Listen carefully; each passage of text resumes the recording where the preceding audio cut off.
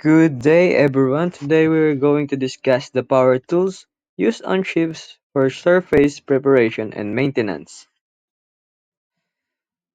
Number 1. Jet Chisel. A pneumatic tool that uses compressed air to rapidly remove rust and old paint. This is ideal for hard-to-reach, heavily corroded areas. Number 2. Grinder with brush. An electric tool fitted with a wire brush attachment for fast rust and scale removal on metal.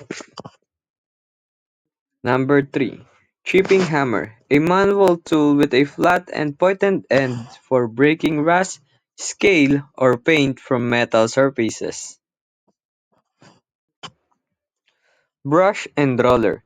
Used for applying paint or coatings. Brushes are for detailed work, while rollers cover larger areas quickly. And lastly, scaling machine.